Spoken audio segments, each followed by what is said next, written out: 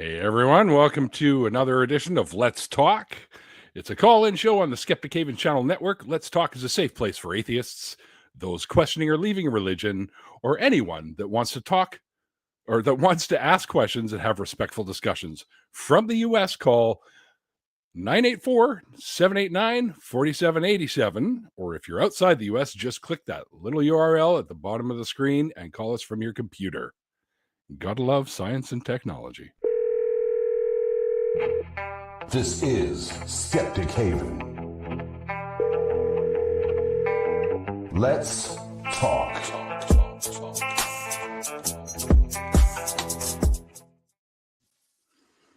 All right. Randolph, how are you, brother? You're muted, my friend. Yes, I was. Thank you. You're always so astute. I'm doing just fine. Thank you very much. How are you? I'm doing all right, man. It's been a while since you and I even did anything together, let alone one of these things. So I'm glad you said yes when I reached out. Oh, no hesitation. Yes, absolutely, I would. Every time. Thank you for bringing me on. Like, this show has a good reputation, so it's a delight to be here. Awesome. Well, yeah, I mean, you and I had planned on doing something like this anyways on our own. But yeah. I definitely feel like you and I could be, repeat guests on this show to handle the chats together until our own gets up and going. So what have you been up to lately? Well, I've been a little bit busy with some of the activism that I do with for the atheism demographic. I find there's kind of a cycle goes around. For a while, sometimes it'll be the anti-vaxxers are coming after me, another time it'll be the anti-abortion people, and then another time the flat earthers. I'm not interested in talking flat earth. I find it so boring. So that one usually doesn't last long, but they seem to come in groups, and then there's religious people trying to convert me. At the moment lately, it's been the anti-abortion people. So. Oh, has it? Okay. You mean the force birthers? Because they don't give a shit about the kid once he's born, right? So. Oh yeah. So no, it's been that way, and of course, business-wise, I'm still I'm currently focusing more on providing email services and some other things like that, WordPress site hosting and whatnot. So we've been doing that for about 30 years. So it's the focus is changing because of what the industry wants. So we're moving along with that. How are you doing? What's new with you? Well, I just every Sunday I go for brunch with my mom, as you know, and we went to a little place called the Breakfast Table today, which had some really good what do you call it? What are the eggs on the little English muffins? What do you call that? Oh, is it eggs Benedict? Yeah, that's the word, Benedict. Just had some this morning for lunch today, so yeah. Nice. Yeah, my mom had the steelhead lox one, and I had the peppered bacon one, which was really very good. So, I'll say this though, I got turned on to this place through a friend of mine, and they hyped it up really like huge, and I was a touch let down, but the food was still good, but you have to wait for like a long time in order to get a seat. It seems like you're waiting in line. We almost left, but then suddenly they're like, "Oh, a couple of seats at the bar became available. Let's check the bar out and see how that works." Like you just sit up at the bar like you would at like, remember the old Denny's where they had single seats at the front of it. Same idea. But other than that, I mean, my mom really liked their they do a homemade eggnog. Oh. Like they make it in store, and I like eggnog. I can't stand the shit myself, but but she really liked with beer. But no, I can't drink anymore. So, that's right. Yeah, sorry, that's right. Yeah, these little damn pills keep me from drinking. So yeah, it sucks. I mean, I did ultimately find a really good what is that, like the non-alcoholic or the 0.5% an IPA at Four Winds, which is a brewery in Delta. That makes a really good one, and you wouldn't know that it wasn't alcoholic. So I've had one or two of those at a time, and they're pretty tasty. And it's doctor approved. Yeah, exactly. Well, it's good to see you, man. I think we actually have a call. Well, let's go straight to the call. Yeah, I think we should do that. We have Sasha from Montreal, who is a witch. Why don't Sasha, the host... bonjour. Oh, see, I can tackle this one because I used to be. Whoops. There we go. I used to be a witch myself. Sasha, how are you? Sure. Oh. were- Sorry, you say that again? You said that you were a witch. Correct. Yes. How does one know the gifts and then not become a child of the gifts? Sasha, your voice is a little distorted. You might be talking a little too close to the mic. Or something along those lines. So please apologize to me. It's okay. We are Scottish. If you understand what I mean. How does one know the gifts and then dismiss the gifts? Well, I can say this. I called myself a witch or Wiccan even or whatever for quite a few years. I was part of a. How unfortunate for you. That's unfortunate. Well, whatever. It doesn't really matter what I considered myself. I was in the so-called study of the stuff, and I still have tons of books on it and all kinds of stuff like that. I even still have my old Aleister Crowley Thoth deck of tarot, and I still have a bunch of stuff that I used to use or practice with, but nothing really ever.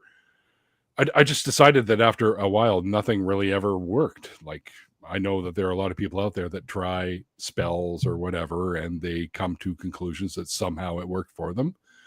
Me being a little bit more on the skeptical side, but really wanted to do something with this.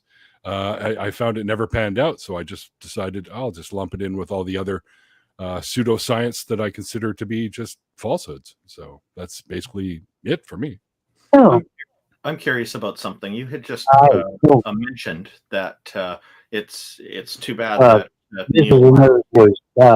This is another voice. Who's talking to me right now? This is second voice. It's Randolph. I'm a guest on the show today. My name is Randolf Richardson. So I just curious. You said that Neil leaving was unfortunate, or it's too bad. What did you mean that was too bad? Like, I'm thinking he's obviously made the decision for himself, but I'm curious on your perspective on this. I think he meant that I called myself a Wiccan. I don't think Sasha meant, or Sasha thinks that Wiccan is the correct term or something. Please clarify, Sasha. Fell for fiction. Fell for fiction. What's fiction? I didn't get that. The New Age bullshit he's talking about fell for fiction. Oh, I see. Well, there's plenty of books written for Wiccan people that have been around for centuries. So I don't know if it's. I would consider all of the New Age stuff to be nonsense myself. 1942. Okay, is how new that religion is. Okay. Maybe that's just what a group of so-called witches decided to call it, I guess. Yeah, Joe Gardner, the English nudist. Yep. So the call doesn't really mean anything, though. I mean, they were still practitioners of magic, if you ask them. Mm-hmm. If you ask them, but you can ask anybody any questions. Whatever they imagine, they can make it up. Sure. Of course. Just like I believe most things like in that realm are just made up. Made up for times before science, my friend. That's what I look at it as. Certainly seems to be the case. Crimes before, can you say that again, please? It certainly seems to be the case that they're all made up. I was agreeing with Neil over there. So what evidence do you have for the validity of your practice?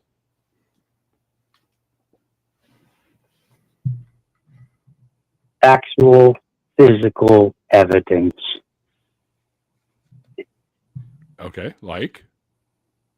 Give me an example.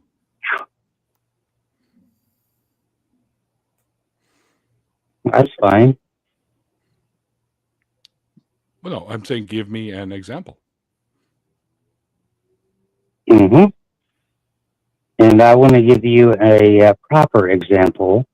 So I'm Okay. examining my notes. We're all Okay. ears. Okay, so prophecy about the pizza joint in Gas City, Indiana, and the haunting of the boy who was burned in a fire, and how he burned the owners. I'm unfamiliar with this. It's prophecy, he said, and prophecy isn't a physical example. It's just a prediction. And Yeah. there are people who fulfill prophecy because they want them to be true. A prediction of an event, and then the event happens. Okay. So you're saying that somebody prophesied the event that happened in that fire event happened at a pizza shop? Yes. Okay, so how do we know that they prophesied? Although I did know it, although I did not know it at the time, and I was not there to investigate. Please remember, right now I am talking to you in the best American accent that I can. So you don't have to do that. We're Canadian. Slow than normal. Well, both Randolph and I are Canadians, so you Sorry, don't go have to ahead. talk an American Yes, sir. accent, whatever that is. Howdy, y'all. Huh? What? Said Randolph and I are both Canadian, and so you don't really have to put on an American accent for us. You can talk the way you usually talk. We'll understand you. We have Newfoundlanders. They sound a lot like you. Yeah, we know all about it, don't you know? Yes, that's right. Okay, so yeah, I think as soon as somebody brings up prophecy as an example of physical evidence, that they've lost the game, because a prophecy is not physical. Yeah, a prophecy. People find ways to link When their. you say 2 plus 2 equals 4, that's not physical. It is, if you write it down. It's a mathematical equation that we can actually put through the test. So, but you can't put prophecy to the test. There are truths which are not physical.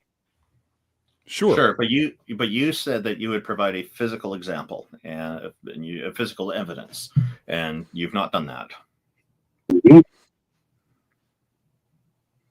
Basically, it's allegory, is what you. Or not allegory. So what's the word I'm looking for? It's basically you're making a claim that something happened, but you're not really backing it up with anything substantial. You're just saying, well, this is what happened, and I believe that's what happened. I believe this occurrence to be true. It's an assumption. I'm going to need an assumption. That's the word I was looking for. I'm going to need more than just, well, because but you have not, this is not the place for me to provide you with the documents and the pictures and the video. You cannot get this evidence. So, what are you asking? Or what are you putting me down for? Oh, we're not putting you down. Provide this evidence. No, we're not putting you down. In this format. Yeah, I guess, it is kind of difficult to actually provide something that we can dig our fingers into. But your question was, why don't we believe in magic? And I don't think magic is a real thing. I think it's I think magic, I equate it with wishful thinking, basically. Like I said, I tried spells and nothing ever worked for me. So, and I went through the proper procedures. I went through everything like that. Also, for me, I've not encountered any. I've not encountered sufficient evidence that a demonstration of magic is actually magical. So far, take a look at the work that James Randi has done. He, in particular, amongst many other skeptics, have explained how different that's physical quote magic. That's not magic. No, I know. Yeah, that's stage magic. It's just illusion, is what it is. Yeah, illusions. Right. Yeah, it's still kind of cool though. All the sleight of hand and stuff is kind of neat the way they make you go, "Oh wow, neat." But I never really had. I'm sorry, say that. And I said when the beautiful girls were floating it around, it seemed so beautiful. Stage magic, not real magic. Not actually understanding the spirit which stands before you. Dis-moi, est-ce que visage espia?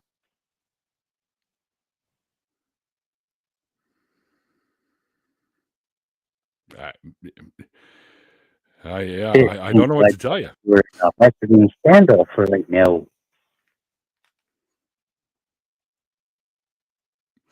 We're having a really hard time, I guess, and it's not because of the accent, Sasha. It's because of the microphone. You're kind of muddy. It sounds like I don't know if you've got the best connection or whatever, but I don't know what else we can tell you. Very difficult. I'm sure you're having the same issues on your end.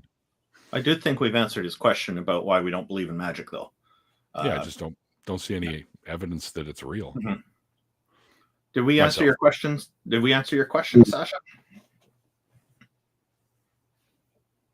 Let me ask a follow-up. Am I stupid because I believe it's real? No. Who brainwashed me if so? No, I can say emphatically no. You're not stupid, Sasha. I would never call you stupid just because you believe in something that may or may not, in my opinion, be real. I agree. I think if you keep going at it, keep doing what you do. If you enjoy it, that's great. Maybe you might hit a point like I did where you just like, I can't put my faith, for lack of a better word, into something like this because it doesn't really appeal to me anymore because I'm getting no results. So I don't know. Maybe you think you have gotten results and that's great. But, with the whole prophecy thing like that. It appeals. It is not that it appeals. It's because it's real. I believe you believe that. And I'm sure you've had some experiences that back up your belief. Organization brainwashed me to believe this. That's good. I went into it voluntarily as well. But due to a lack of what I consider to be solidified or solid evidence for what was happening was actually magic, my personal experiences with this were just they were just nil. So I decided, this isn't for me, and I ended up becoming a chemist. I guess you just wasn't a natural witch after all. A natural witch. I don't know what the difference between a natural witch and somebody that isn't a natural witch would really be, but I think I don't know. Somebody told me once I was, so maybe I wasn't. Who knows? But it wasn't for me. Is there anything else you want to talk about, or? Have a good night, boys. You too, Sasha. Thank you for joining us. Sorry, Neil. No problem. All right. So we have a caller, but before we take our next call, I just want to say real quick, Skeptic Haven is always looking for volunteers to help behind the scenes. If you'd like to be a part of our awesome team, send us an email at info@skeptichaven.com. All right. And let's take our before we do that, I'd just like to read a comment that came from Simply Secular Dave in the live chat. I thought it was a very good comment. I don't have the live chat on, so I do. I'm going to read it. It says, believing on personal experience or bad evidence doesn't necessarily make you appear stupid. Keep testing your belief, and you will stride closer to the truth. And I think this is really well stated. It's excellent, and I'm with you, Neil. I don't think our previous caller is stupid. No. There are some people out there who say, "Oh, you're believing something that's not real. That makes you stupid." That is actually an incorrect conclusion. The smartest people can be fooled on all kinds of things, and are. Sure. To this day. I mean, I like I said, I went through all that stuff too. I don't think I was stupid while I was doing it.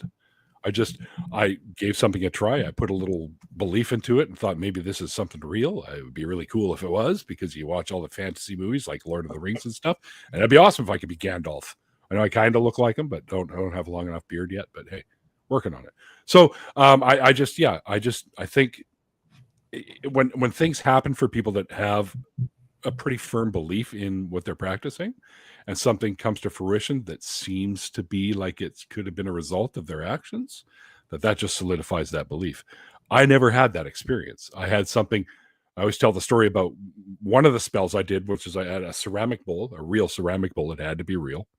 And I put a silver dollar, it had to be silver, in the bottom of it, filled up halfway with water. And I caught the reflection of a full moon in there and did my little spelly prayer thingy or whatever it was to enhance my financial situation, which was all about. Well, the closest thing I got to it was I ended up selling my VCR for $50. And for those of you youngins who don't know what a VCR is, it means video cassette recorder. And we used to watch movies on those things before DVDs and before streaming. So that was our streaming in the 80s. And that's pretty much the only thing that came out of that. And apparently I don't smoke enough pot to be Gandalf, but okay, I'll work on that too, Ollie. Sounds like kind of a fun experiment, though. You're getting a little moon to appear in the bowl. That's really neat.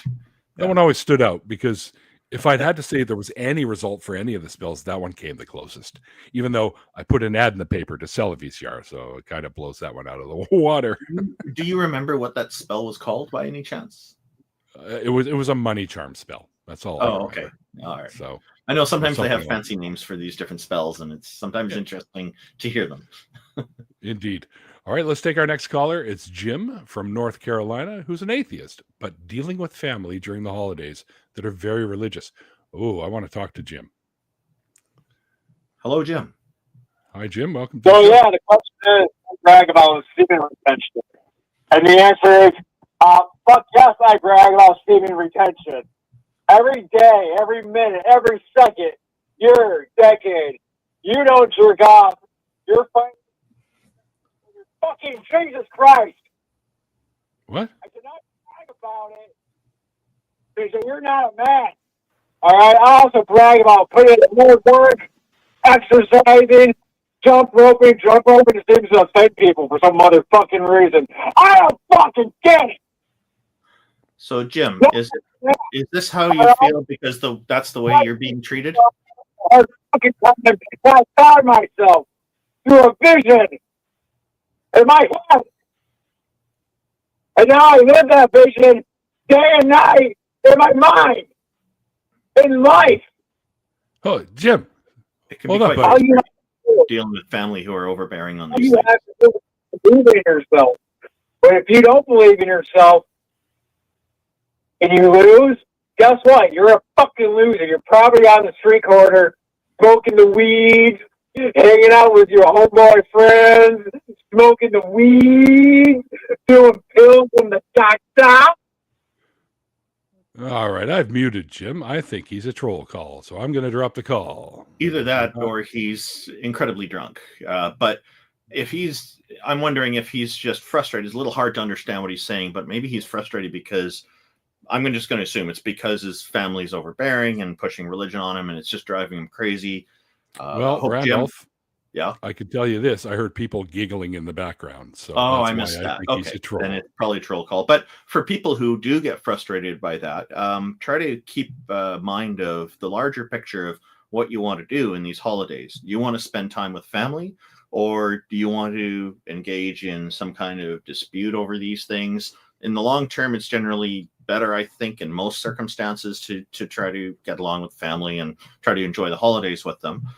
There are things that you can do, like you can say, look, I've got another appointment, another gathering I have to get to, and then you can cut it short, but at least you're still there for part of it. There's things that you can do to try to limit that or reduce it. You can also talk to people privately and say, look, I like you as a relative. I just wish that maybe during these holidays we can leave out the part, but talk to them privately on that and say we can leave out the part where we're pushing on other people. And hello to Mikey. Yeah, it's good to see you, Mikey. Thank you for joining us. But yeah, hopefully that's helpful. Neil, did you have anything to add to what I just said? I'm sure you do.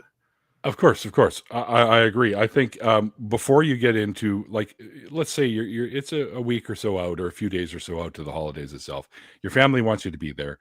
I think it's fair to speak with them and say, listen, let's just not talk about any religion or politic type stuff. Or at least reduce it. Let's make the holiday something that we can remember and not regret, later on. So I think it's best to do that, just to point out your your boundaries, what you're not willing to do and talk about, and it should be agreed upon by all parties. And I think because the holidays, I am with you. I think whether you're celebrating Hanukkah, Kwanzaa, Christmas, whatever, I think it is about getting together with the people that you care about. So now, if somebody is being abusive on that, then that's an environment that it's better not to be in, obviously. Steer clear of it. Yeah, that's it. And so you have to kind of determine that. There's a difference between people intentionally being abusive and not realizing that it may come across that way. And that can be a nuanced situation as well. But yes, set your boundaries, be calm about it. Don't escalate things. And in the end, you will probably feel better about the way you handled yourself. You won't have regrets about those things. And then the other people who are present will probably recognize you as somebody who doesn't escalate things, somebody who is reasonable, and you'll still get invited to future gatherings, hopefully. Yeah, for sure. There may be situations where your mom or your dad, when you're talking to them about coming over for the holidays, and they say, well, your favorite Uncle Jim is going to be here. Not to use the guy that just called in's name, but that's just the first one that popped into my head. And you know how your Uncle Jim likes to grind you about being an atheist or whatever it is. Then you can politely say, well, listen, I'll come over, but if he starts going into that, just know that I may get up and leave because I don't feel like being harassed by anyone about what I don't believe in. So, and that's an example of setting boundaries. That's very important. Yes, exactly. But I think during the holidays, most families want to be together. So I think they're willing to, not engage in those kinds of conversations so that everyone's happy. Because that's what it really is. It's about being happy. You love your family. Well, at least most of us do. I know that there's a percentage of our population where that isn't the case. And it's sad, but it's a reality. It's unfortunate more, I think. I'm fortunate enough to have two families, technically, my adoptive family and my biological family. And we have great times on both sides. So I'm pretty lucky there. I get Hanukkah and Christmas. So, but we always get together. We always have good times. This year, though, it's a different story. My sister's throwing the Christmas thing, but all the kids are going to be there. So there's literally no room for me to be there or my dad either. So we are just going to call each other and wish each other happy birthday. And I'll send a bunch of Amazon gift cards out to all the kids and stuff like that. So we'll see how things go. So thank you for that call. That's what I'm going to end it with. Sure. Yeah. Because it ended up, we had a good topic to discuss anyway. Yeah. Indeed. Yes, it's true. Yeah. And if any of you guys want to chat with us, go ahead and call the number you see there, 984-789-4787, or you can hit that little link you see going by right there, which is the way you can do it via your computer, because science is awesome. And it was as Neil deGrasse Tyson says, science is providing less and less area for gods to be a reality as we start figuring more and more things out. So, let's talk about setting boundaries with family and just kind of letting certain things go during celebrations. Reminds me of an event we were invited to, because our kids knew the other kids and the other family is quite religious. but in past gatherings, they normally didn't bring it up. But this time, it was a birthday party, I think. They had all the food out at the table, and then one of the guests, because the adults are all sitting together, and the kids are kind of mixed in with them, some of them, and somebody brought up something about masks and vaccines. This is at the time when just after the mandates had been settled and all that, probably late 2022. Anyway, the kids said, we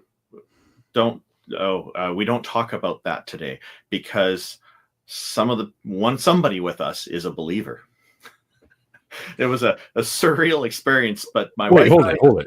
kept quiet. A believer in what? To wear the masks or not to wear the masks? Well, we are pro-mask, pro-vaccine, so for sure. Right. They were talking about us because all the rest of them, it turned out they're all Christian evangelicals and very anti-mask and very anti-vax, this particular group. Anti-science, basically. Yeah, that's right. And so the child was saying, we don't talk about that subject here today because there are believers among us.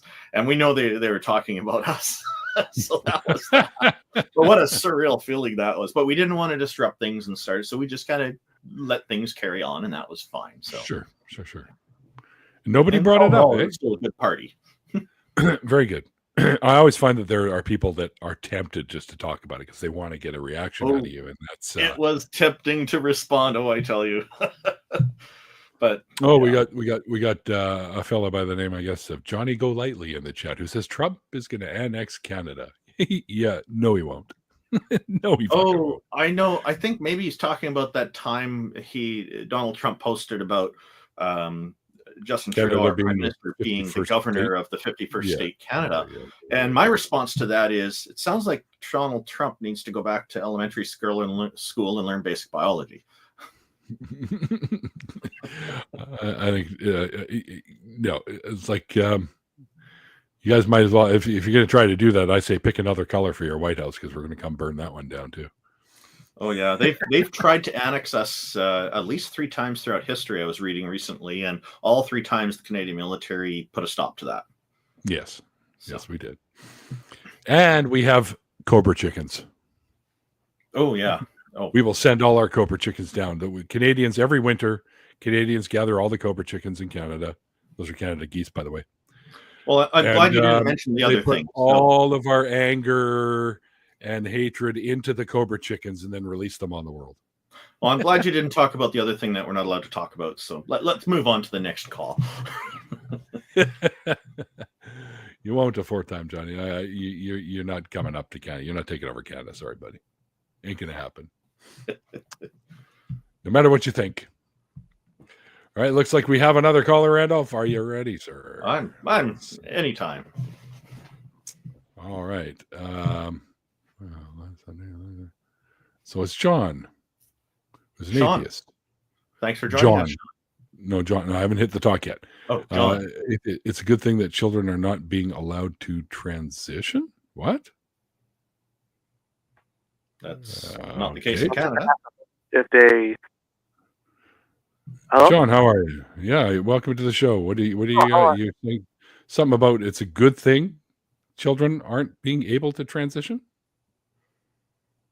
Oh yeah, you saw that one. Yeah. That's exactly my position. Yes. What? Where is that happening? That they're not being permitted to transition? Well, it's not happening yet. That's the bad thing. Well, but once the administration changes, I won't say it will happen and completely, but it will be limited. And I'm you're talking about the U.S. Okay. Yeah. What Donald Trump has been promising, or is it a different politician promising that? I'm not saying names. I'm just saying the incoming administration. The Republican administration. Okay. Okay, sure. Do you know of any children that have transitioned? I don't know any children, but I know that's what's happening, right? That's what you guys are in favor of. You know, if the person is who they are and they want to transition, I have no problem with people transitioning. Yep. Oh, I have no problem. I have no problem with people transitioning. I have no problem with people transitioning either, as long as they're adults. Once you're 18, do what you want to your body. I really don't care. I'm I talking about don't children. think you're going to find many areas or places where they're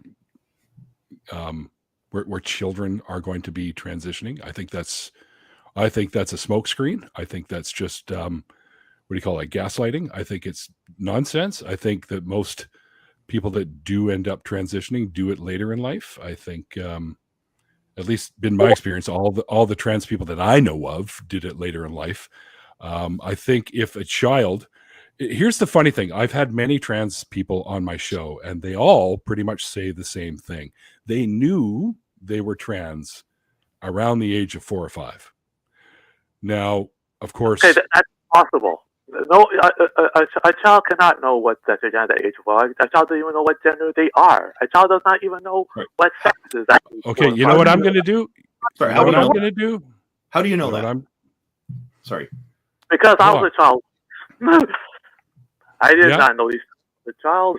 I was a child too, and I knew I was a boy. Okay, but that's, I knew I was a boy. But didn't I have any guarantee questions. you never thought you were a girl. Or if you did, someone put that idea in your head. And even if a child says they're changing, it's a phase they're going through. Today, a child wants to be a girl. You don't know tomorrow, that. You don't know that. And that may be the case in some small Yes, percentage, but you don't know that. I John, do know. You cannot stand firmly on that position, because So, John, that's a what if. John, Oh, hang on, Randolph. One thing. What if? It's a reality.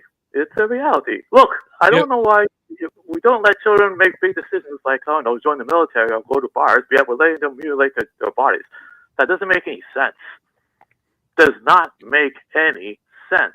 You think about children, you're advocating that children be allowed to cut off their balls. I really don't understand. And this is child abuse. I think you're I don't know what's the word I'm looking for. Listen, I know I'm that right. the people that Right. What you're looking for, I'm right. no, that's not what I'm saying. I'm right. Yeah.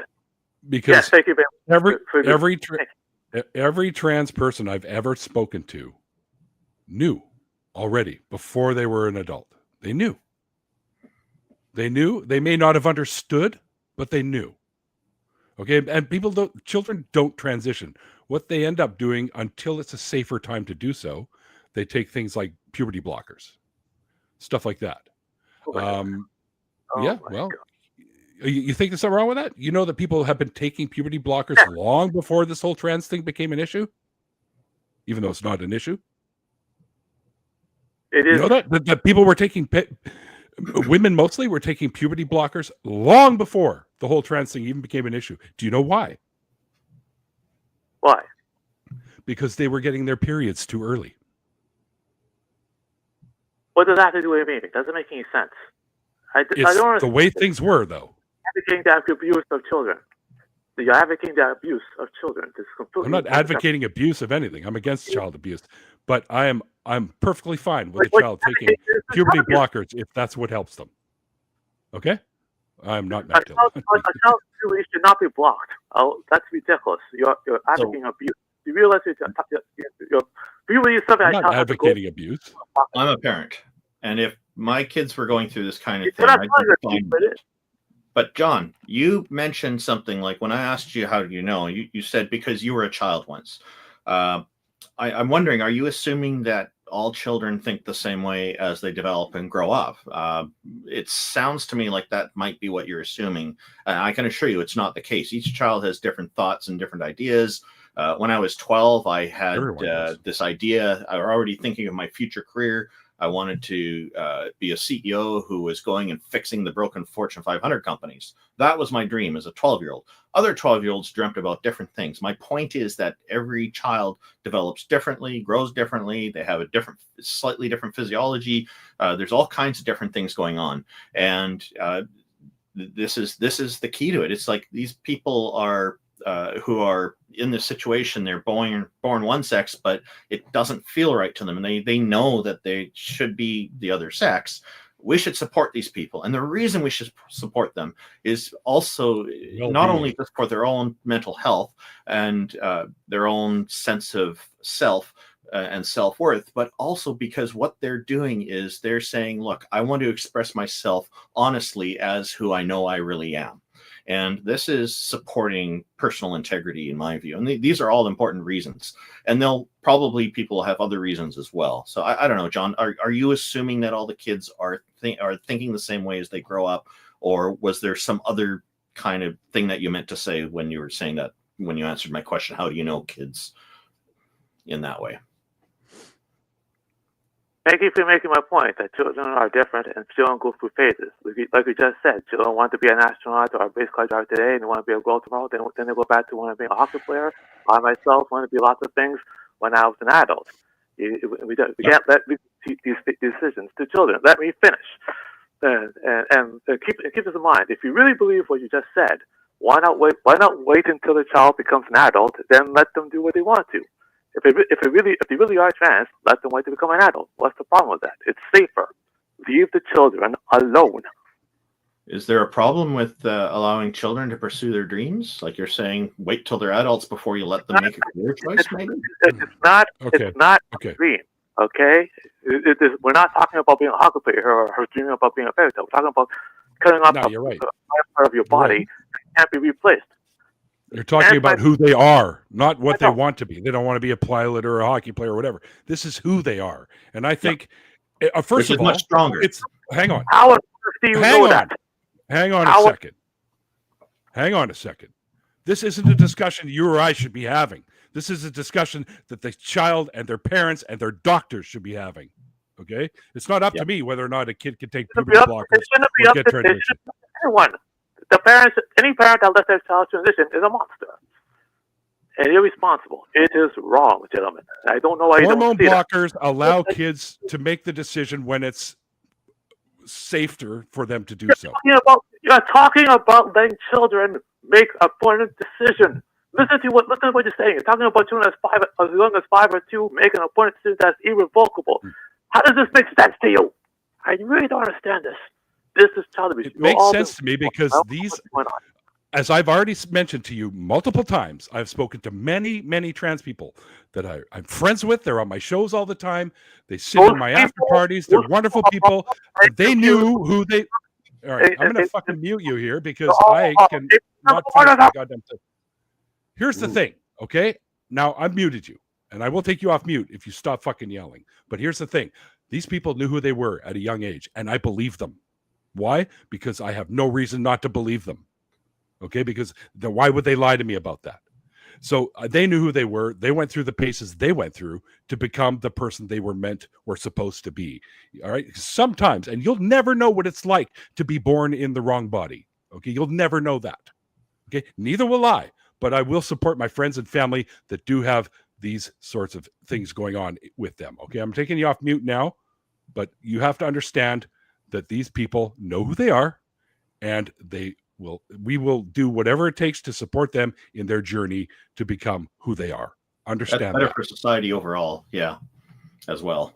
Don't wait till they're adults, and then you won't have any argument from me or from anyone else. That's not my decision, and it's not your decision. It's the decision of the doctor, the parents, and the kids. It shouldn't be the child's decision either. It shouldn't be the child's decision either. That's why I said all three. What? Okay, you don't think that's why I said all three: the doctor, the parents, and the kids. Okay, let them handle these situations. No, it's not up to them at all. Yes, it is. It's their life. It's not up to you. It's not your life. You have nothing to do with it. Answer the question. Why not wait until adults? Answer the question. Why not wait until they're adults? I did answer the question. That's entirely up to the family and the doctor. The doctor and the family has nothing to do with it. Wait until they're adults. Yes, oh my God. Yeah, they do have something to do with it. Okay. I am coming into this conversation, and I'm sorry to interrupt, but as a trans person, I feel that maybe I should be part of this conversation. Absolutely. My name is Greene. Yeah, I am non-binary. I have constantly struggled with the expectations placed upon me as someone who is born female. I did not know that it was possible to be non-binary. I didn't have a word for it as a child, but I understood I wasn't girly. I was able, through the terminology in the English language, to call myself a tomboy, and that allowed me to feel a niche that I at least felt comfortable in. Yeah. I don't know. What exactly is your problem, John? Look, I do not care what an adult does. If you are growing up and you changed, good for you, do that. I'm worried about a child who gets this idea in their head. They make the decision, they go to surgery, they realize they made a mistake, and they can't change back, and then they kill themselves. Okay? Yeah, except that doesn't happen. Yes, it does. That's never happened. Surgery done on anyone under 18 is top surgery.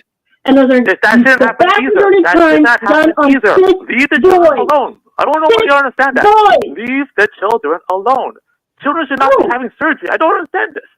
Hey, John? Yeah. John? Yeah. Boys. What? Boys who are born male and affirm that they are male. They believe they are boys. And they can sometimes grow breasts. There's no such thing as... Okay, I'm just going to mute you here. Sometimes boys... I don't even want to talk to this fucking clown anymore. It also happens to men. And they can also... And then, so the only surgeries that are ever done on children, those under the age of 18, is top surgery. And those are also rare cases. They will do breast reduction on both cis boys and cis girls, because some girls, they just grow breasts that are way too large. Yep. It happens. And occasionally they will do top surgery on a trans child. Occasionally. But the vast majority of the time, in fact, probably about 99% of all cases, puberty blockers is the only thing prescribed to them. That is it. And it simply gives them the time to come to terms with who they are, to go through therapy and all those things without having to deal with the added hormones. And then when they turn 18, a lot of them don't even continue with the transitioning. A lot of them come to terms with, hey, I'm okay as me, as how I was born. And then they go through puberty, and they're fine. So your whole worry about this, oh no, what about the puberty blockers? The puberty blockers are fine. There's nothing wrong with them. And they were actually developed for cis girls who were born as girls, because they were having periods as young as 7 years old. Yep. Wow, that argument too completely convinced me. I'm in favor of transitioning for children now. It sounds like this is now resolved. He says that it's completely convinced. Thank you, John. I think you've made excellent progress today. That entire thing. It's all BS, ladies and gentlemen. Look. John, you changed your mind already? That was pretty quick. Oh, it's okay. I mean, he changed his mind back to being a theist this week. He was an atheist last You're week. being sarcastic. I'm sorry, I couldn't tell. Maybe be serious in your response. And tell us what you think, please. Well, Here's what I can tell you, John. Most of the unaliving that happens in that community is because of body dysphoria. And I don't want to see more people unaliving themselves because they have that dysphoria or dysmorphia. Sorry. So I'm all for them. I don't want to see people dead either. Puberty blockers, right? We should prevent this, because I guarantee you children are going to die as a result of this point. Because they're going to you have no evidence to back that up. You know why people commit suicide? It's because of people like you, John. Because you sit there and you judge them and you tell them there's something wrong with them for being themselves. That's why they commit suicide. I don't care about an adult. Thank you for admitting you don't care. A child, which is why you shouldn't even bother calling in. A child should not be transitioning. Have a good night, gentlemen. Yeah. And Merry Christmas. Bye-bye. You know, I wanted to ask him when he thinks adulthood should start, because that varies from country to country as well. And technically speaking, it shouldn't be until 25, seeing as that's when the human brain stops is fully developed. Changes, yes. Yeah. All right. I got another call. I got to go screen, so please do not pull it from my screen. I see two of them on here. Delete that one there. And it looks like it's that Jim guy who was yelling before. But she wants you to hold on until she. Thank you. But I'll be back. Greene, thank you for joining in, by the way. In the meantime, I'd just like to say hello to people in our audience. I see DJ DJ Oz Ozzy is here. and Canadian Ollie Man, and a number of other people who it's going up too quickly to say, but I'm really glad everybody's here tuned in. I know many of these people. Not my John. Hi, D. Spooky Bed Hair. Chris, the Always Daily like that Atheist Morning Network is here. The Damn Network, yes. Boy, real quick here before we get into our next call, a few things about the Skeptic Haven channel network. On Monday nights, we have the Black Freethinkers. Thursday is the Sunny Spot. Saturdays are the Global Atheists and Women Atheists Unload with lots of great hosts. And Sundays, well, that's this show that you're watching now, and that's Let's Talk. And you can actually look forward to Randolph and I doing another episode of this up in the future, about a month from now, give or take. Isn't that the 17th or is it 12th? I can't remember. I'd have to look. No worries. I'll just quickly check my calendar here. Yeah. So it's sometime in January, I believe. January the 12th.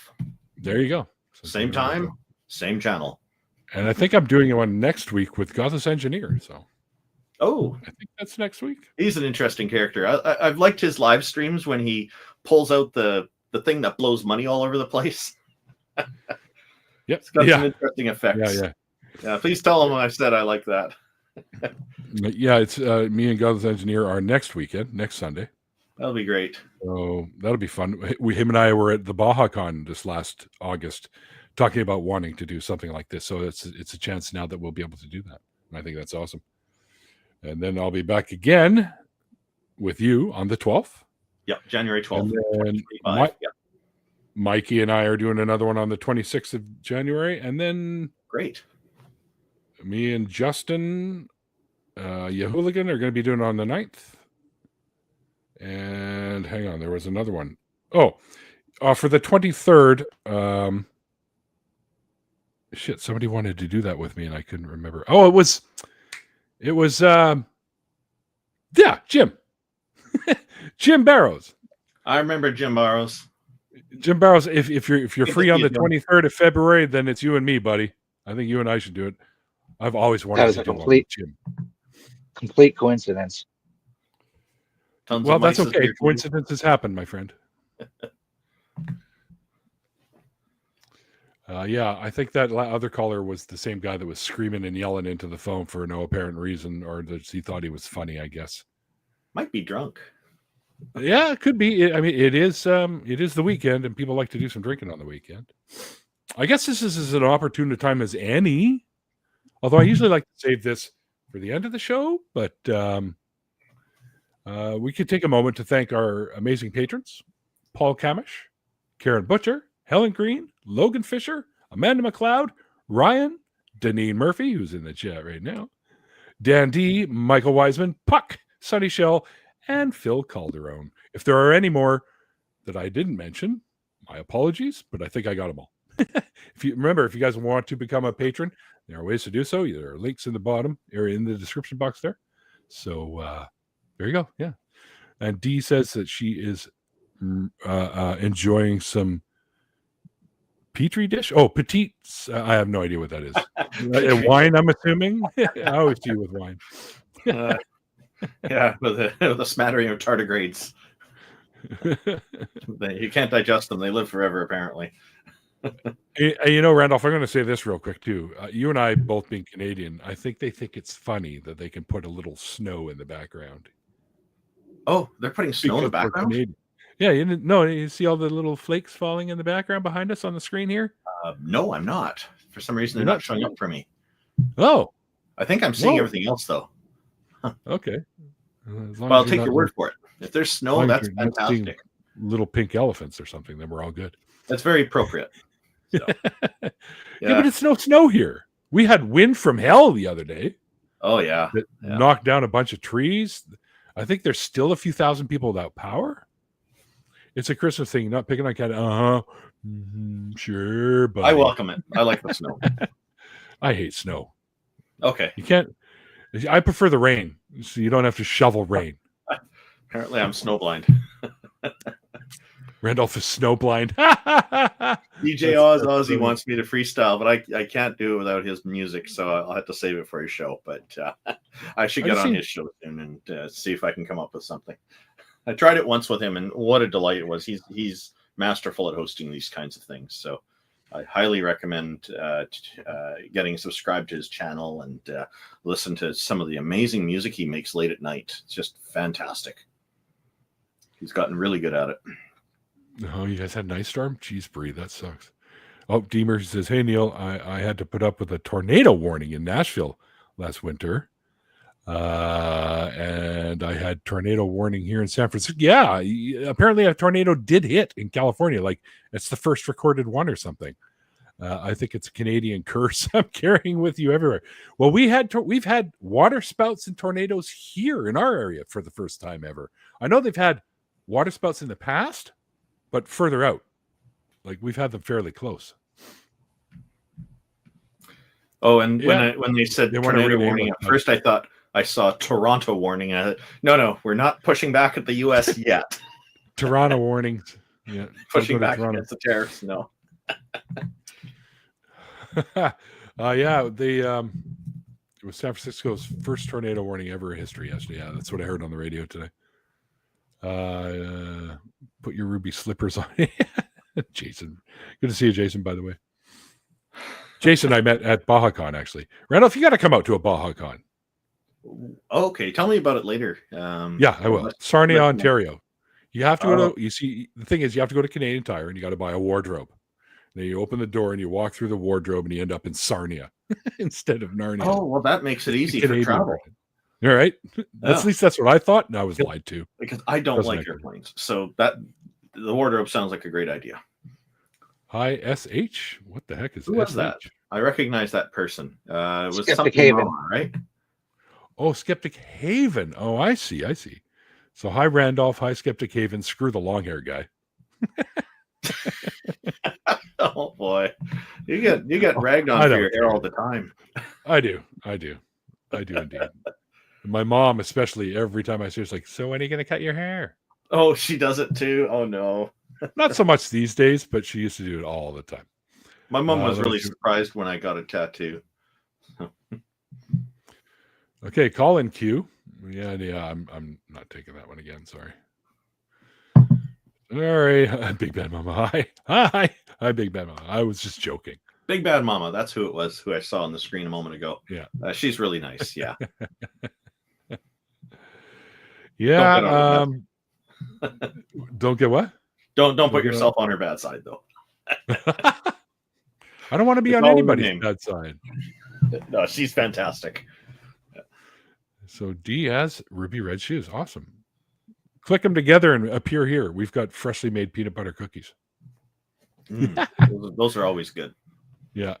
My roommate does the little trick that I love to do, where you take the peanut butter and melt it a little bit and then drizzle it on top after they're done. So yeah. A little, it's delicious like that.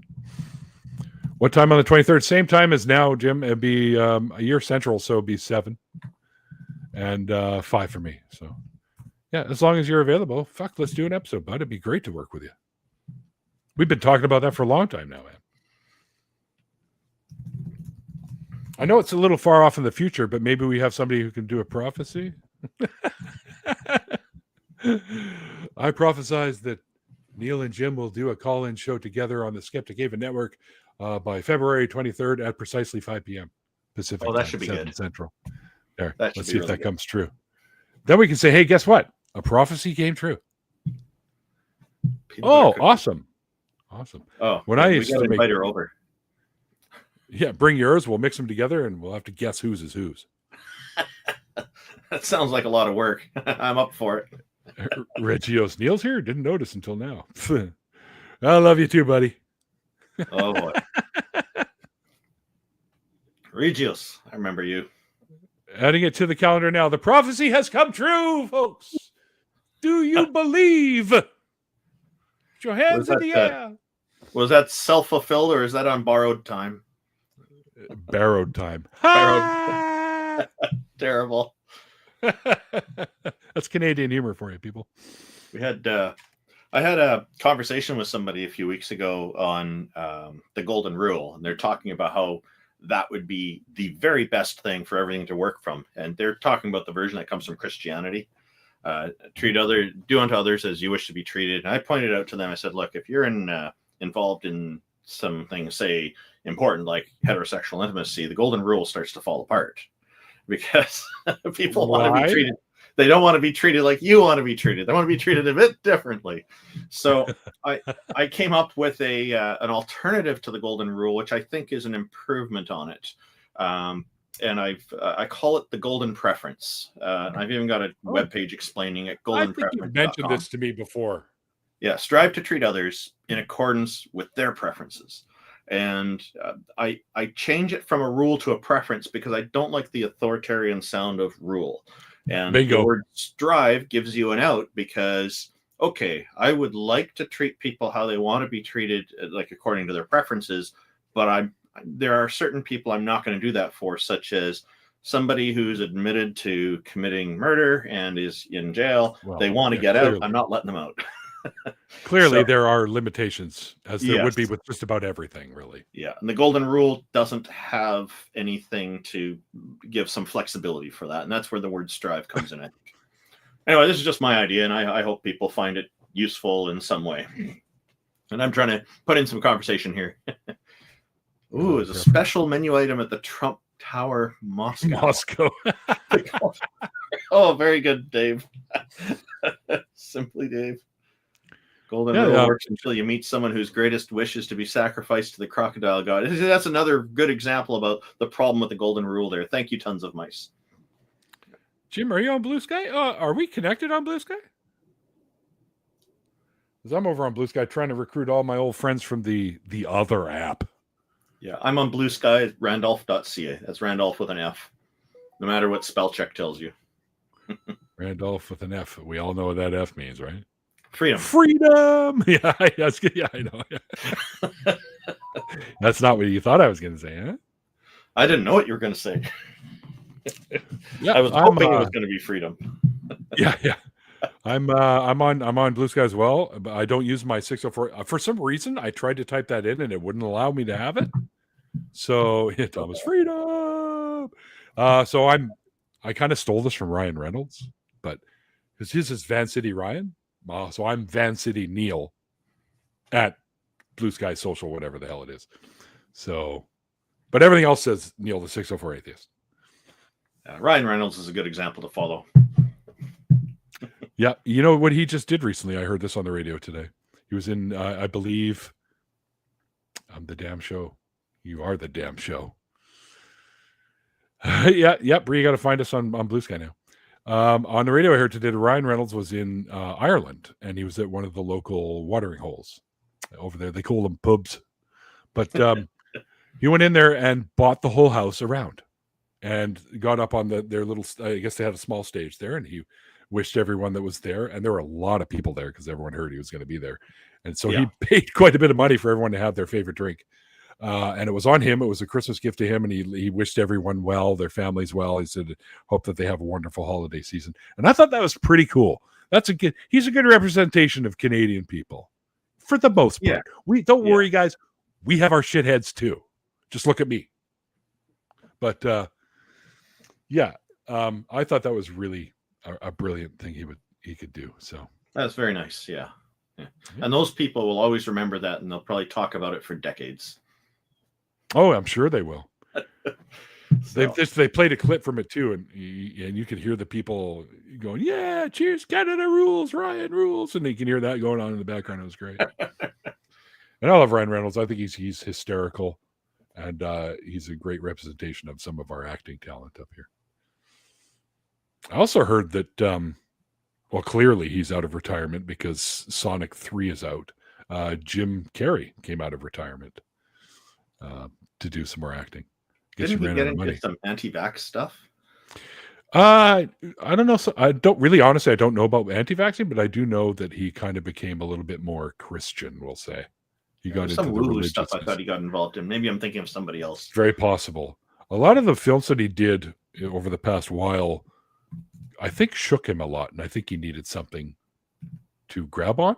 But yeah, we know. We apologize for Peterson and Celine Dion and Anne Murray all the time. Don't worry. What did Celine Dion do? Like, I understand Jordan Peterson being a crank, but Celine Dion, she's I don't know. She's out there. Okay. Looks like we have another call though, Randolph. So Fantastic. oh, do we? No, I don't think so. Well, they disappeared. Got cold feet. Yeah. Yeah. Jordan Peterson I was think he was investigated by the Ontario Board of Psychology because he was violating the ethics rules, and so they basically told him that we give you another chance, but you have to take this short course in ethics so that you are in line. It's just like a review, right? He turned around and called that some kind of brainwashing camp or something like that. And he refused to do it, and he took it to court, and the court sided with the psychology board. And so I think I heard he lost his license, although one Jordan Peterson apologist told me recently that he finally did take the course so he could keep his license. So I don't know what's happened there, but my understanding is he hasn't been practicing for quite a few years already. So because I guess he's been very busy since he became famous. So sure. All right. It looks like this call is a go. It's Oz. It's Oz from Indiana. Just saying hello. Definitely not a troll, I think. I don't know. I beg to differ there, Oz. I'll vouch for him. Well, I've met the guy in person. He's awesome. He's an amazing human being. Yeah. And I'm still pissed that he didn't allow me to talk at his thing, though. But anyway, I'm not actually Oz. I'm not really. I'm just joking. How's it going, brother? I'm good. How are you? I'm as well as can be expected for being a Canadian, I guess. At least I'm not. Wonderful to hear your voice. It's been a long time. Canada. All right, let's not get carried away here. That was well said. I'm going to start pulling out beaver pelts and riding around on a moose with my hockey stick.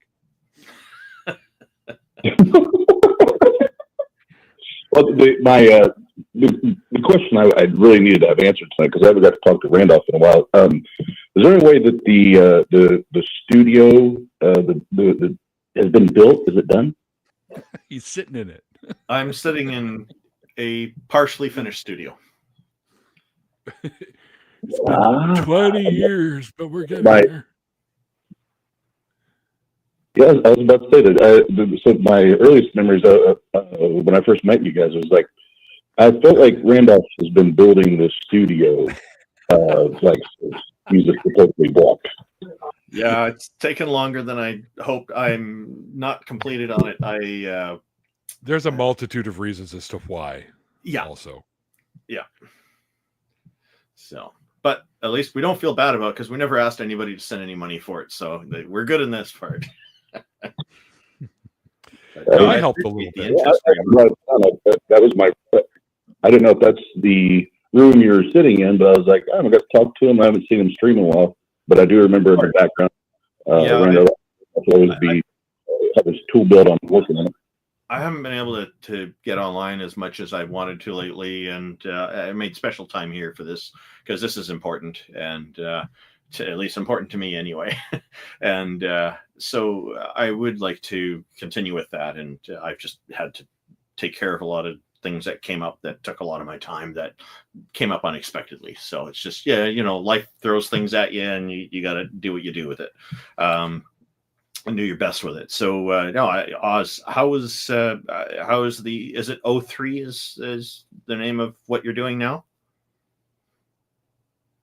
It's well, you're talking about Ozone. That's just what I branded like for when I'm making my hip hop material, but it's just DJ Oz. I just be doing the DJing. I always like the O3. I like the way you did that. I thought that was very clever. So you've got, I've tuned in from time to time when you're doing your live streams, and it's just such a pleasure to hear how you mix all the music together, and you transition well between them too, which is very good. So I really like it. Man, hello to Jenna as well. Jenna's a pleasure. Everybody's here. That reminds me, Oz. There's a rumor. Oh, there's a rumor going around that on January 5th, you and Jenna are going to be doing this. Oh, yeah. Hi, Jenna. Hi, Jenna. What a pleasure to hear everybody's voices. Good Lord, that was. I'm a little warm now. Settle down, Jenna. Settle down. Yeah, they're brave enough to have me on. I get why they invite Jenna, but damn, they're brave for inviting me to be on. I'm sure you'll do wonders, man. You're good at this kind of thing. Yeah. I can't believe somebody called me the Canadian Matt Dillahunty. Like, I am nowhere near that level yet. That was awesome, by the way. I thought that was great. I know Matt personally, and he's a great guy, and I've got to do one of these shows with him, but I'm not quite near his level yet. But, okay. I've only spoken with him a few times, but I've got to over the last year and a half. I have little to no patience with kind of what we heard a minute ago, the bigoted, like just the stupid shit we hear with those people say. I've really become pretty much intolerant to it. Yeah. And that person claimed to be an atheist too. And somehow in the back of my mind, I'm going, I don't know. Well, mind you, there are some pretty extreme right-wing atheists as well. I know it's unfortunate, but yeah. But it's just, I hear people talk like that, and I go, well, you really don't know many people in that community, do you? You wouldn't think that way if you did. But hey, they need a bigger circle of influence. Yeah, I think so. Yeah, just a completely different circle. What does that like to me? Yeah, that would probably be even better. I know you've been pounding away at your music, Oz, but what else have you guys been up to? It's been a while since we've even spoken. Well, I do the DJing. Then we have Jen and I have our Together channel, the Teacup, where we just do like current events, pop culture, that kind of thing. And then actually, I did not call in for this, but you asked me, just reminded my ADHD brain.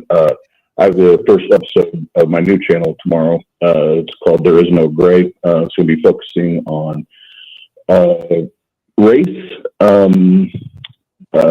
misogyny, privilege, bigotry as a whole. But the main focus is going to get trying to get white people to become more aware of their whiteness and the white privilege, basically. Ignorance or whether it's they're choosing to be ignorant or they're just ignorant and never been a part of that conversation. Trying to encourage that, and hopefully we can be a part of the change instead of just burying our head in the sand and pretending like it's not there.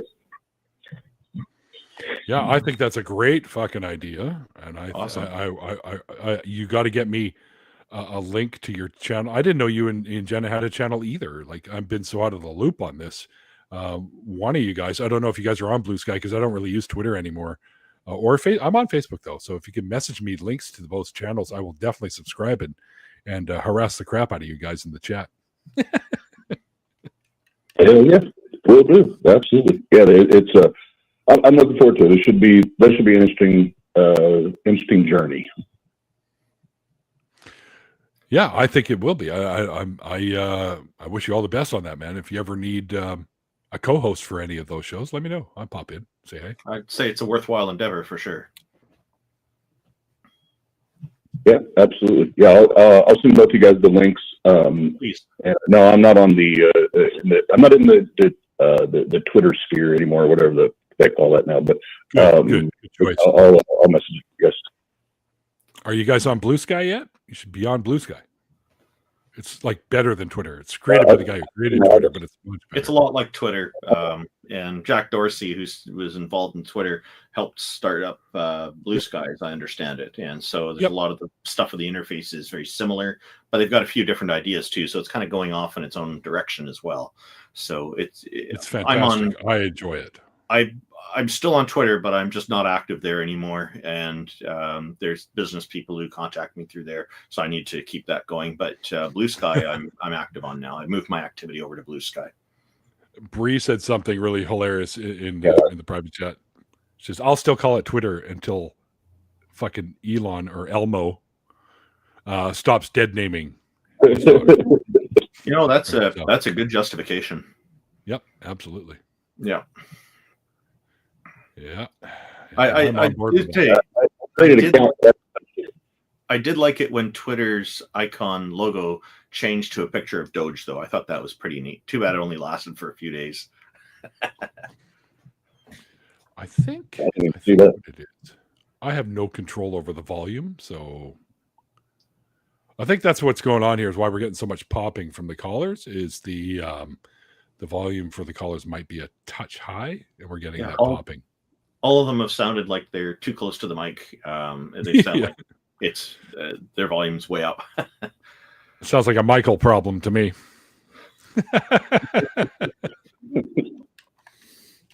Oh, good for you, Jenna and Oz. I'm really happy for you. You're working on the on this effort to try to get things better understood and push back against the bigotry. That's always an important thing to do. I'm really glad you guys are doing that.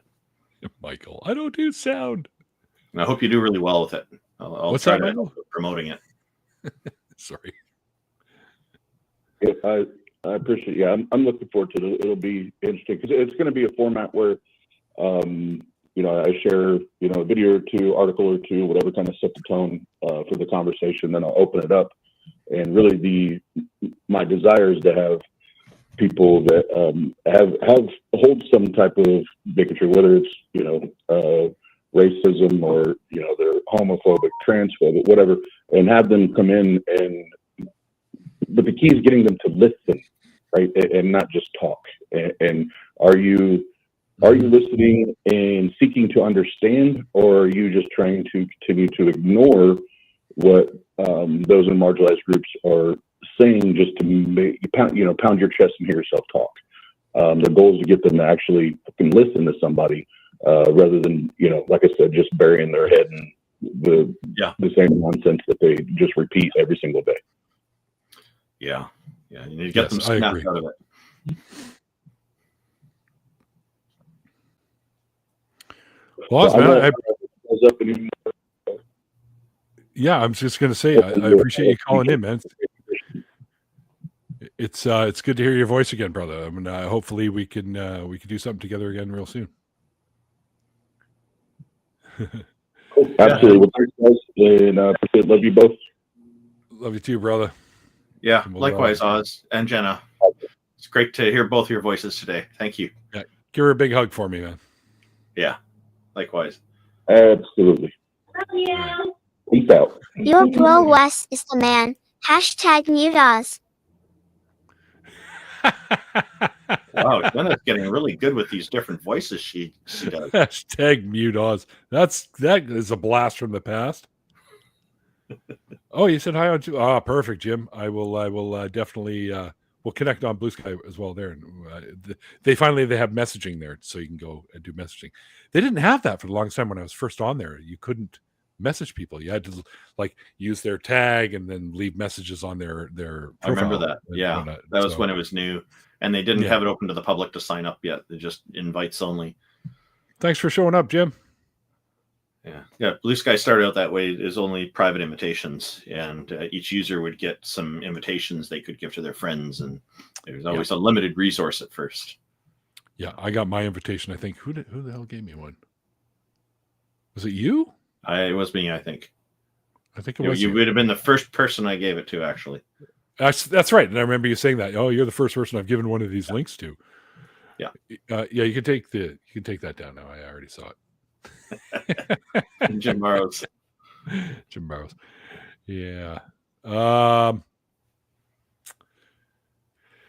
Yeah, I think it definitely was you. And then I gave a bunch out to Stephanie Helms. I think I gave one to her, and I gave a bunch out to other people. Yeah. And that's Stephanie is one of my favorite people.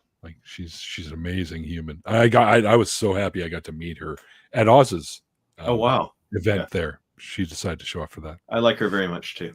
Yeah, Stephanie's great people. #mute Oz. No, not that. That's I don't stay up late enough. I sometimes remember Oz is in, I guess a little bit of a different time zone. Yeah. But I tune in for a little bit. Oz. I'll still keep saying that. No, don't mute him. I pop in whenever I see him there. But you're right, though. I sometimes I am asleep before he goes live because, let's face it, though. I mean, come on.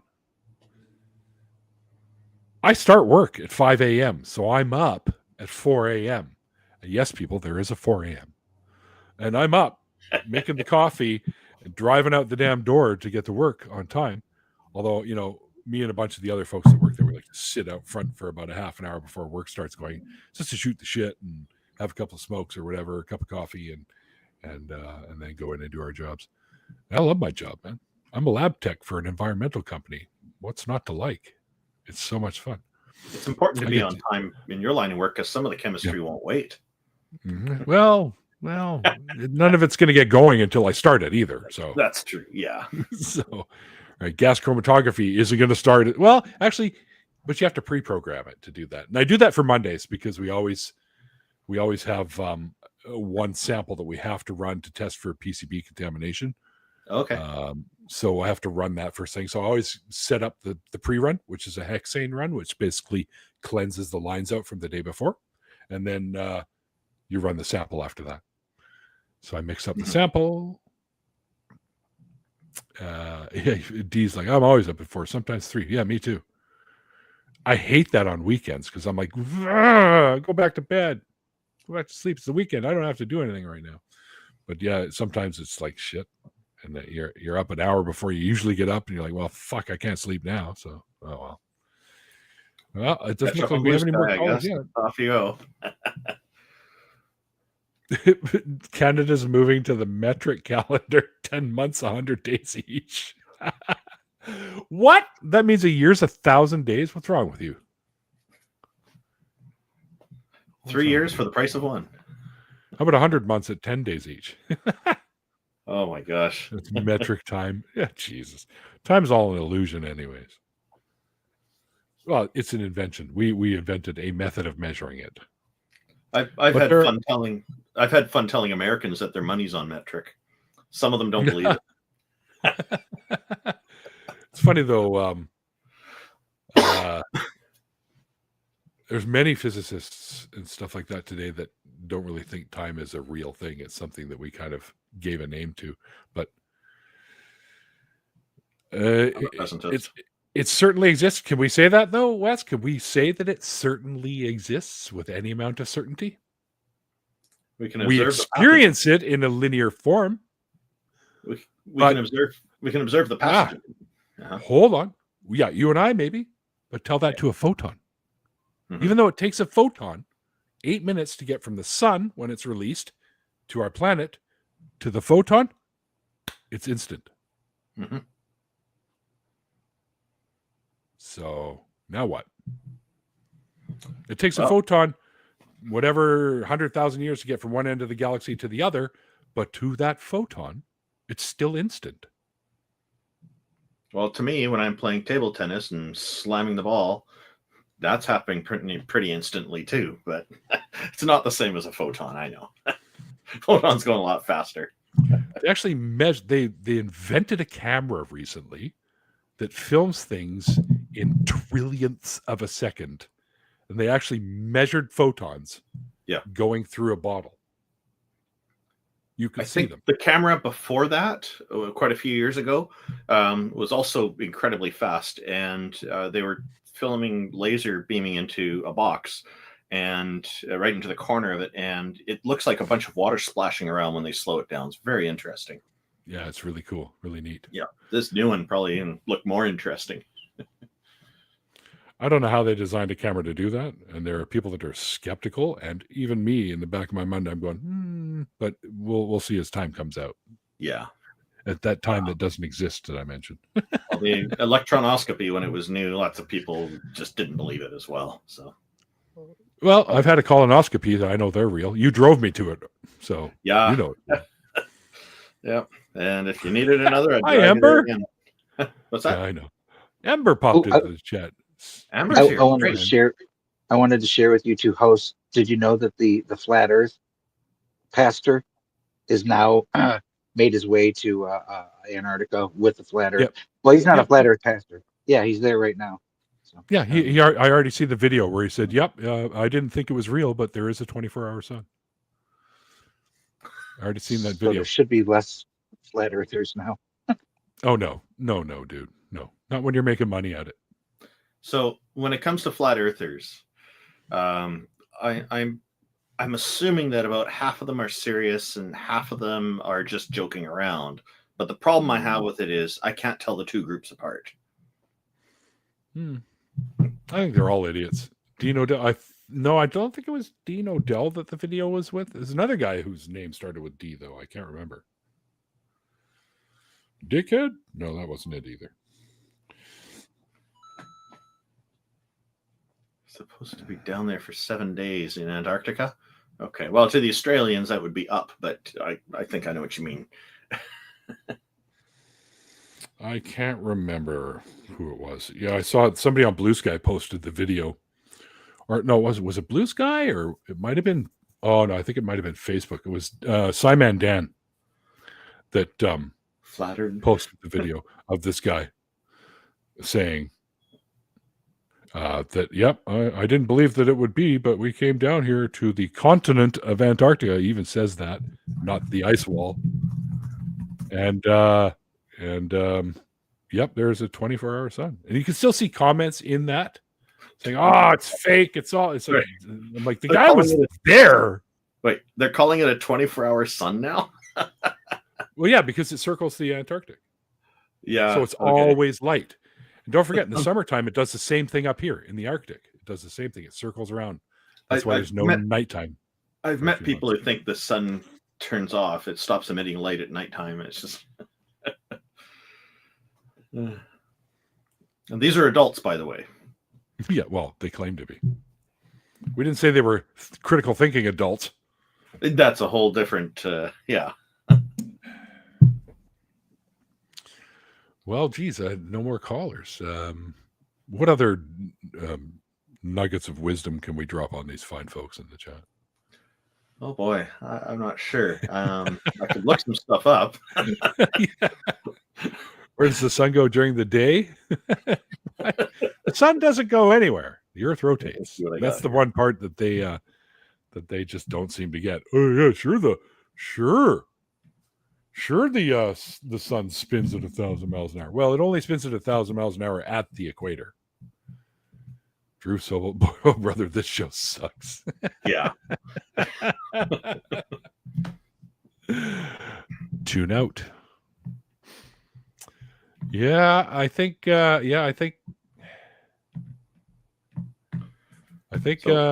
people are out to lunch, man. I still can't believe that people today.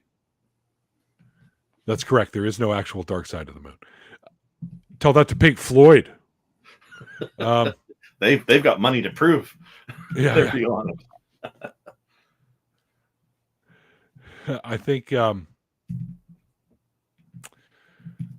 Shit. I can't believe that today's day and age there are still people that actually believe that. I'm not saying all of them that do their channels actually believe it. I think some of them, there's a good chance that are just doing it for the money and the attention. Yeah. But there are people that really seriously believe that. And I think one of the funniest things I've ever seen, I still think it's the funniest thing I've ever seen, is the little thing that says Flat Earth Society members all around the globe. Which I still think is the funniest thing. That'll be the half that's just joking around. Whether or not that's a legit thing, I don't know. It could have been just made up for fun, but you know. Yeah, quite a few years ago, my dad called me up one day out of the blue and said he needed to talk to me about something serious. He's thinking to join the Flat Earth Society, and what?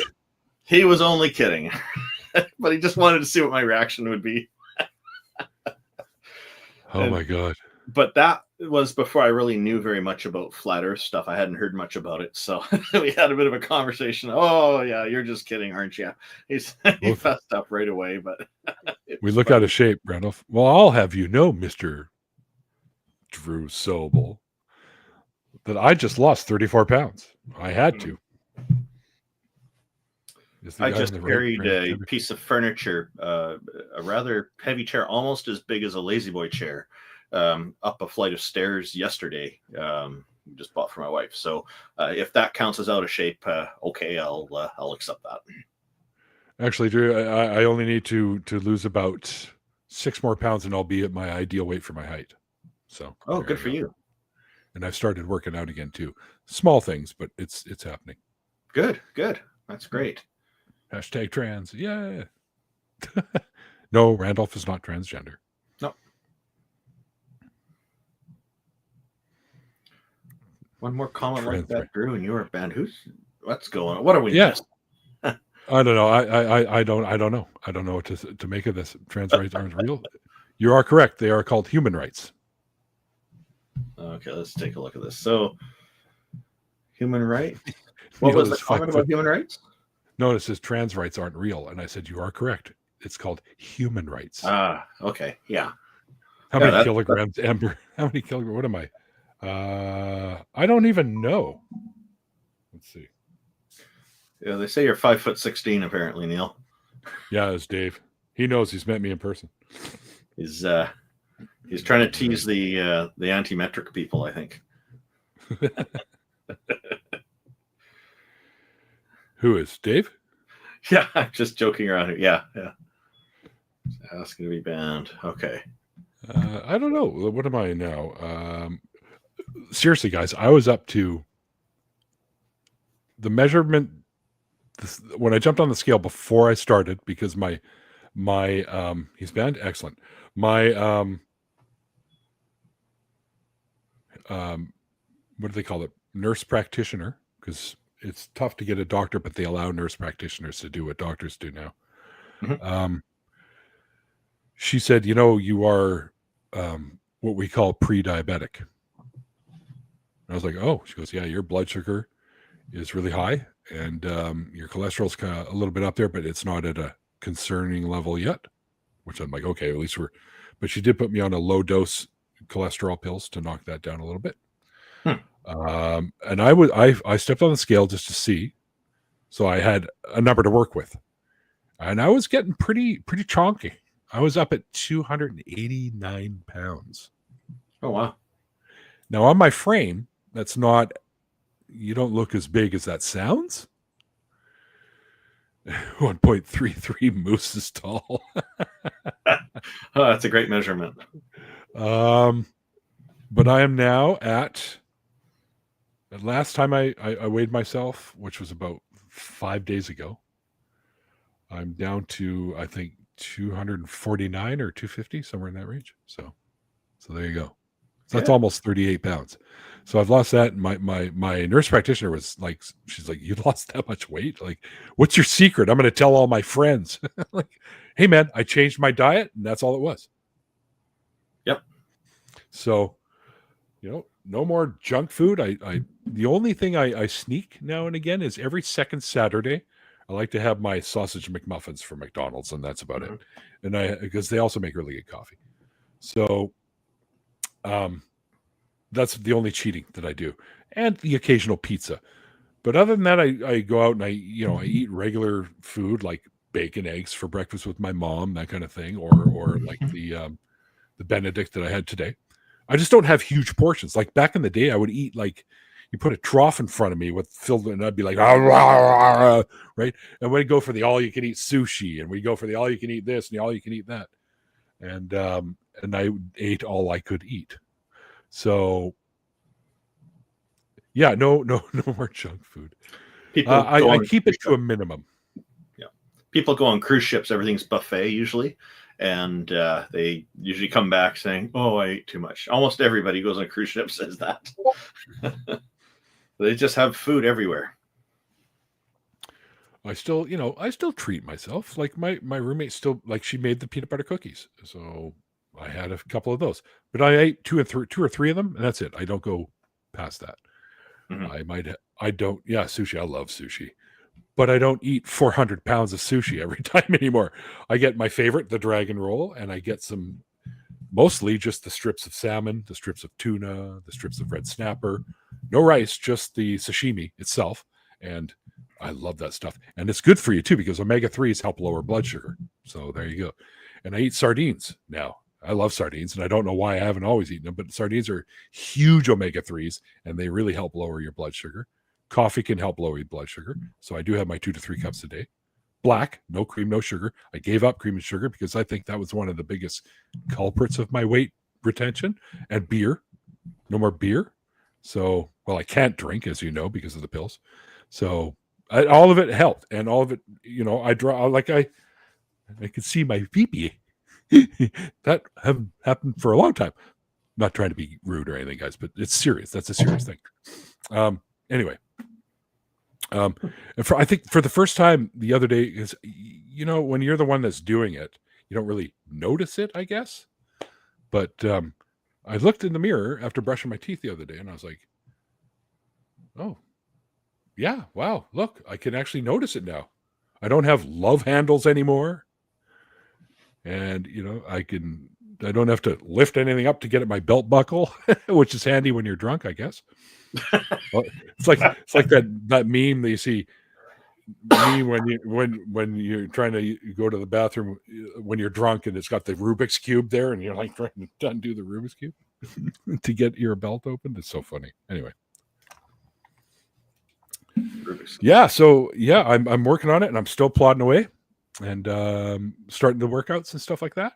I have been going for walks a lot lately, which is, she said, that's a great start. Get your body used to a little bit of exercise, and then you go from there. Very good. Yeah. Oh, yeah. I'm not trying to be Superman, but I am definitely trying to be healthier. Next step, come the new year, is giving up the smoking. Oh, good for you. Yeah. That'll help a lot. Well, yeah, I think it might. Just about every person I know who's quit smoking has told me that within a couple of weeks to a month, they found it a lot easier to walk up a flight of stairs. They're not out of breath at the end. So. Oh, I'm not anymore either, but I think that had more You're not to a do heavy with my smoker weight. then. Well, I do probably just under a pack a day. Okay. So that's not heavy. I know people that smoke 2 to 3 packs a day. Yeah. That I consider heavy, but you quit smoking about 9 months. Good for you, man. That's perfect. Yeah, I know. I knew somebody. He passed away recently. He was in his 90s, and he was smoking over 3 packs a day. And he was talking about quitting cold turkey. I said, "You better talk to your doctor about that." And so he talks to his doctor, and the doctor said, "Yeah, you better ease off of it instead of just doing cold turkey. It'd be too much shock to your system." So over the course of a couple of years, he was down to, I think, 2 or 3 cigarettes a day instead of 3 packs. So, and he said it made a difference for him. Oh, I bet it did. So, it's funny. He talked to his doctor, though. Yeah. In my life, I've quit 3 times. Yeah, that's another thing happens. People don't just quit once. A lot of them, it takes a couple of times. Well, I went without smoking for well over a year, all 3 times. However, traumatic things happened. So a lot of times psychologically, you like to lean on old crutches. So that's kind of what led me back to, it would settle your nerves or whatever we convince ourselves that it does. Yeah. I ended up, 2 of my friends passed away, and then the father I knew growing up also passed away. So, and then my biological mom passed away, and then my biological sister was killed in a motorcycle accident. So, so I remember you mentioning that before. Yeah. So lead me back to a familiar crutch that makes you feel a little better. Although nothing can really replace the loss of something like that, obviously. But of course. Yeah. All right. I never smoked. When I was a little kid, probably younger than 10 years old or something, around that age, my brother and I found an unopened, properly sealed pack of cigarettes in the street. Mm-hmm. So what we did is so we've never smoked before. We know people did. So we walked down to the end of the block. So we're out of view of our home. So our parents don't see us. We know it's wrong, but so it's not wrong, but they discourage you from doing it. Yeah. Well, in our house, it was wrong. So anyway, it's fine. So I opened it and I passed a cigarette to my brother, and I'm looking up for instructions to figure out how to start smoking. We didn't have matches or anything with us to light it up. And then I heard him spitting it out, and I looked at him spitting it out, and I said, I can't find the instructions. This is too complicated. I think I'm not going to smoke. He says, oh, me neither. And we just never smoked. That was Yeah. the easiest. I wish I would have thought that way. Yeah. I remember my first time. All the other kids in elementary school were doing it. Oh, yeah. Yeah. And they would hide across the street at the school in the raspberry bushes. They dug out, I guess, behind so they could hide in there. Yeah. It's like the teachers can't look out the window and go, why are the raspberry bushes on fire? You know, with smoke coming out of the raspberry bushes. Well, we didn't think of that as a kid, right? And Yeah. I remember, yeah, what are you doing here, Bernstein? You don't smoke. And I'm like, yeah, I do. I'm cool like you guys. And they're like, oh, yeah, prove it. And they gave me the thing, and they're like, and I'm like, you blow it out right away. You don't even inhale. And he goes, see, I knew it. You didn't even inhale. I go, oh, yeah, I do. And I pulled it up, and I remember inhaling and thinking, took a drag. oh, yeah, it's great. I blew it out, and I just about threw up. And then I kept trying to impress my friends, and eventually you get hooked on it because it does have Like, addictive welcome to the properties. club one day, and then you know you finally made it. Yeah, oh boy. I started smoking back when it was cool. Yeah, right. Yeah. Yeah, it was a joke, but that's what we literally thought. All the cool kids are doing it. And yeah, and now I think, well, no, it was more like all the dumb kids are doing it.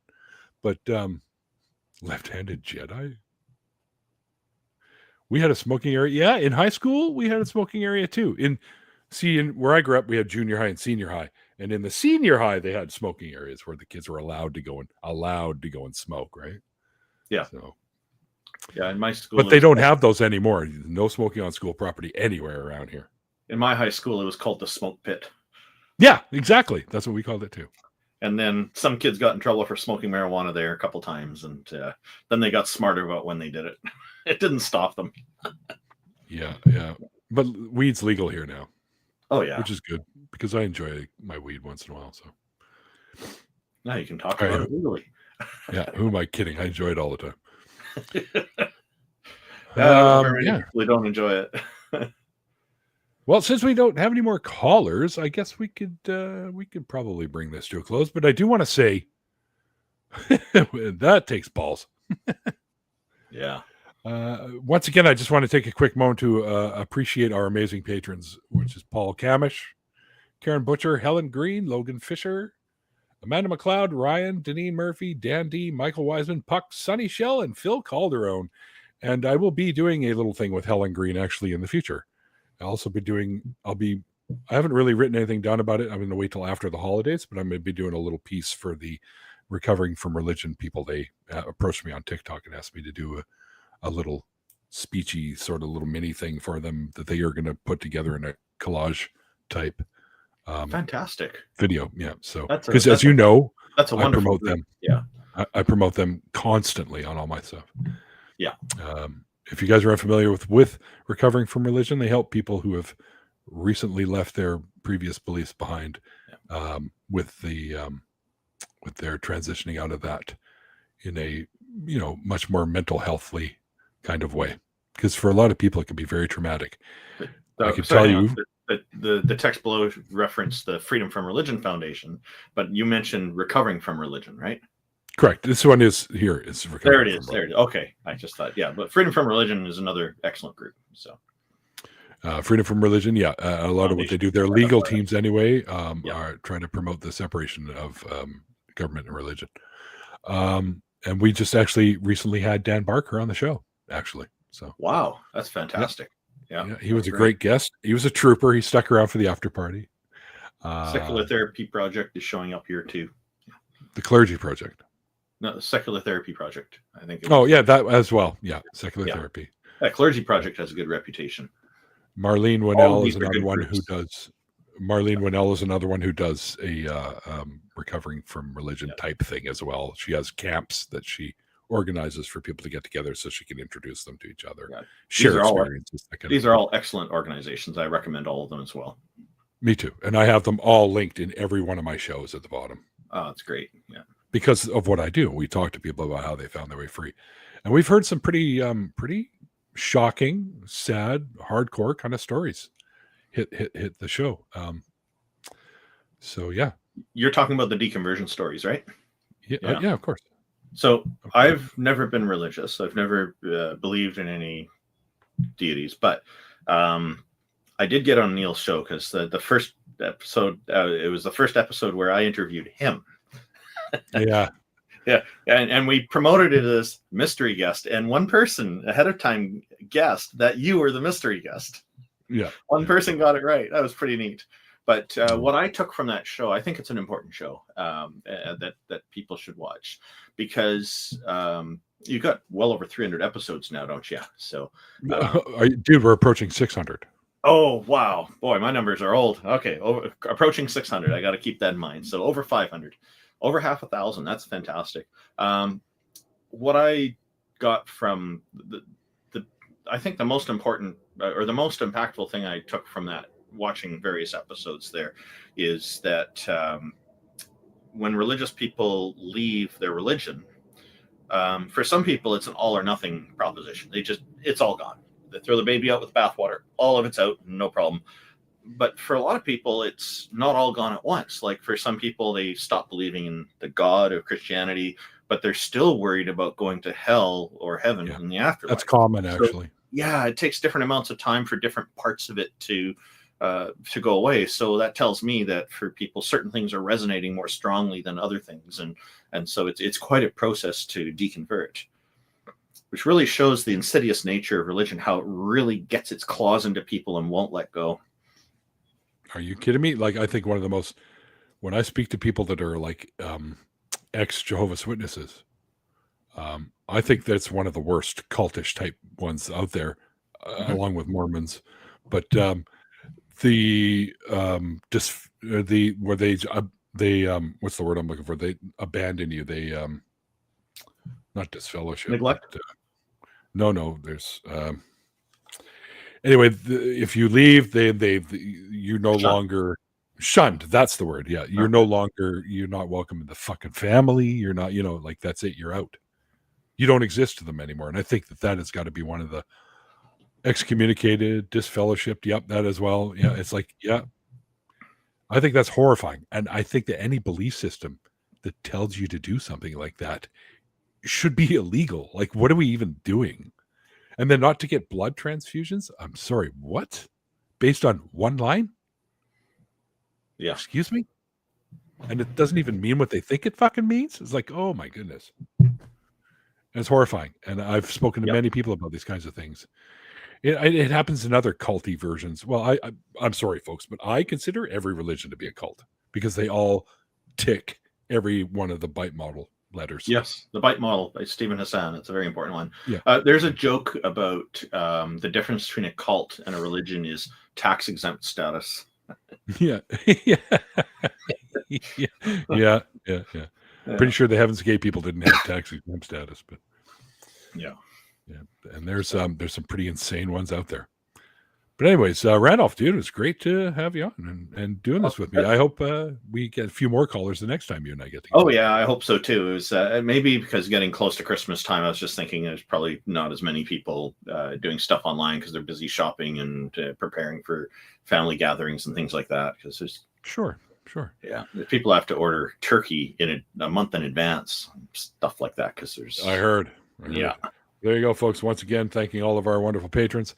And don't forget, if you guys are interested in becoming a volunteer on the Skeptic Haven network, you can email us at info@skeptichaven.com. And we would love to have you join part of the team. And thank you, everyone in the chat, for hanging out with us tonight. Sorry for the trolls that we ended up getting. That's okay. Yeah. The bigots. I don't encourage it, but yes. It's fine. I do appreciate being on the show with you. Thank you very much. And everybody who organizes the show and our whole audience. It's just great. The live ones and now and other people watching in the future. Thank you very much for tuning in.